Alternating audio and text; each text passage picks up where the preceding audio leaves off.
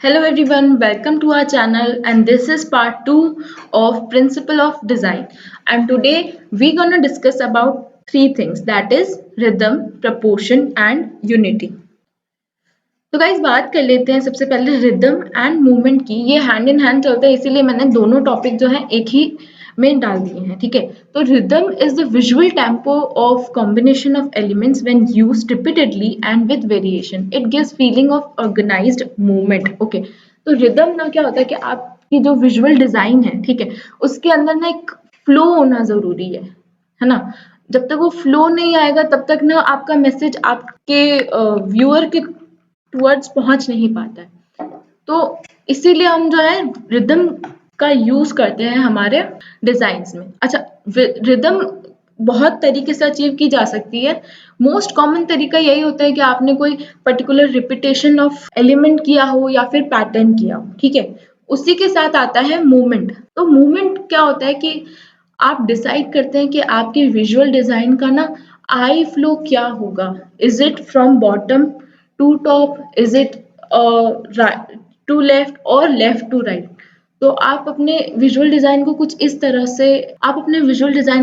तरह से अरेंज करते हैं कि आप व्यूअर को उनका एक आई फ्लो देते हैं।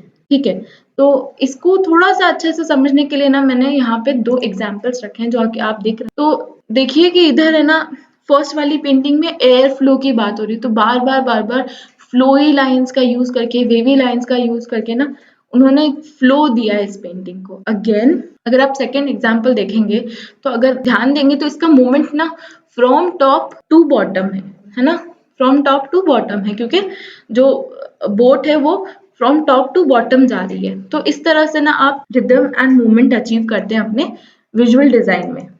नेक्स्ट हम बात करते हैं प्रपोर्शन की। तो प्रपोर्शन का कैसे है कि proportion in the principle of design is a sense of unity create when all the elements in the composition relate well with each other. Proportion is mostly about scale and size when two elements are compared. तो suppose कीजिए कि आपने ना अपनी visual जो आपकी जो composition है उसके अंदर ना आपने एक ह्यूमन ड्रॉ किया है और एक बिल्डिंग ड्रॉ की है। अगर ह्यूमन का साइज जो है वो बिल्डिंग के साइज से बड़ा हो जाएगा तो उसका प्रोपोर्शन जो है वो इधर उधर हो जाएगा, आपको वो जो रियलिस्टिक नहीं लगेगा, है ना। तो प्रोपोर्शन का ज्यादातर यूज ना हम तब करते हैं जब हमको ना कोई भी चीज को थोड़ा सा रियलिस्टिक की तरफ ले जाना होता है। सबसे कॉमन इसका एग्जाम्पल अगर आप देखेंगे ना तो ह्यूमन प्रोपोर्शंस है।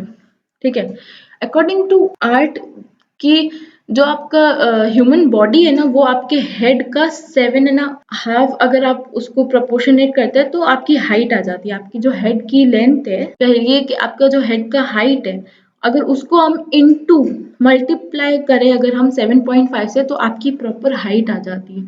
तो ये एक ह्यूमन प्रोपोर्शन है। अगर इससे इधर उधर भी कहीं पे भी चला जाता है प्रोपोर्शन तो वो रियलिस्टिक नहीं लग के इलस्ट्रेटिव लगता है। तब यहाँ पे जो है प्रपोर्शन इस तरीके से जरूरी होता है। अगेन अगर आप, आई एम नॉट सेइंग कि प्रपोर्शन के बिना चीजें प्लीजिंग नहीं लगती, पर there has to be some reason behind your disproportionate design too. So that is why मैंने फर्स्ट एग्जाम्पल अगर आप नोटिस करेंगे तो it is a pleasing illustrative sculpture, पर इसका प्रोपोर्शन अगर हम देखें तो ह्यूमन से अलग है। इसके बाद हम बात कर लेते हैं यूनिटी की। तो unity is also principle of design.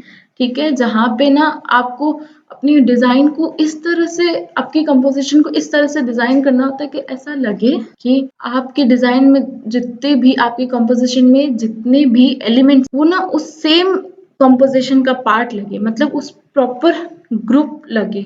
ऐसा ना लगे कि कोई चीज अलग जा रही है या कोई इस तरह से। तो कैसे कि you can achieve unity by making clear relationship between visual elements. You can find unity wherever you find clear organization and order. The element of page won't be fighting attention for कि आपका जो composition है ना उसके अंदर कोई भी element ऐसे अलग से ना जाए। अगर, अच्छा इसका ना एक प्रॉपर एग्जांपल देके बताती हूँ। ये दोनों अलग अलग है ना ड्राइंग्स हैं, ठीक है, पर इन दोनों में ही यूनिटी है। कैसे?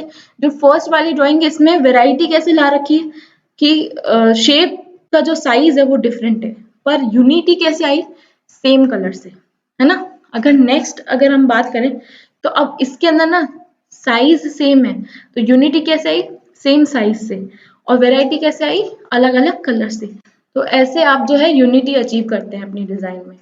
कुछ एग्जाम्पल्स हैं, जैसे कि अगर आप फर्स्ट एग्जाम्पल देखेंगे तो इसके अंदर ना एक इंटीरियर कर रखा है, जिसके अंदर कि आपको दिखेगा कि सारा जो फर्नीचर है, देखो कलर एक यूनिटी आ गई है कलर स्कीम से कि सारा कुछ है ना एक ही कलर स्कीम में है, that is white and beige, है ना। उसके बाद और यूनिटी कैसे अचीव की? क्या है ना, सारे के सारे है ना कर्वी फर्नीचर्स है, राउंड फर्नीचर्स है, अगर आप नोटिस करें। और वेराइटी भी है इसके अंदर, है ना। सब चीजें एक दूसरे से अलग है, पर सब चीजें एक दूसरे का एक पार्ट है, एक यूनिटी है, एक रूम का पार्ट है, लग रहा है ना। So that's it for today, this was part 2 of principle of design. और ऐसे ही और वीडियोस के लिए हमारे चैनल को सब्सक्राइब कीजिए। और अगर ये वीडियो अच्छा लगा तो please like, comment and share. Thank you.